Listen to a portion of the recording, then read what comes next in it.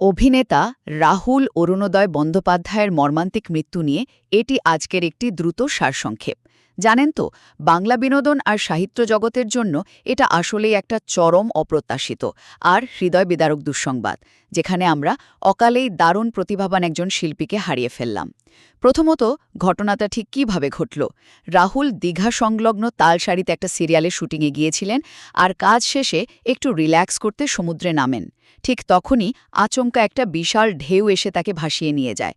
একটু ভাবুন তো, সারাদিনের ক্লান্তিকর কাজের পর সমুদ্রের জলে একটুখানি স্বস্তি খোঁজার চেষ্টা কিভাবে চোখের পলকে এমন একটা ভয়ঙ্কর মৃত্যুফাদে পরিণত হতে পারে।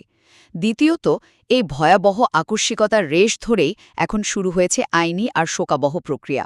সমুদ্রের ওই রাক্ষসের ঢেউয়ের তীব্রতা থেকে তিনি আর কোনোভাবে বেরিয়ে আসতে পারেননি, সেখানেই শ্বাসরুদ্ধ হয়ে তার মৃত্যু হয়।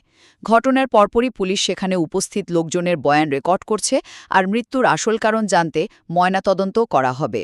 আর এদিকে তার পরিবার আর কাছের বন্ধুরা চরম উদ্বেগের মধ্যেই ইতিমধ্যেই দীঘার দিকে রওনা হয়েছেন। অবশেষে আমাদের বুঝতে হবে যে এই মৃত্যুটা কতটা বড় একটা ক্ষতি। এটা শুধু সিনেমা বা টেলিভিশন জগতের ক্ষতি নয়, বাংলা সাহিত্য জগতের জন্যও এক বিশাল শূন্যতা। রাহুল অরুণোদয় বন্দ্যোপাধ্যায় শুধুমাত্র একজন প্রতিভাবান অভিনেতাই ছিলেন না, তিনি ছিলেন একজন চমৎকার লেখকও। মানে আমরা আজ শুধু একজন ব্যক্তি নয়, বরং আক্ষরিক অর্থে একটা বহুমুখী প্রতিভাকে চিরতরে হারালাম।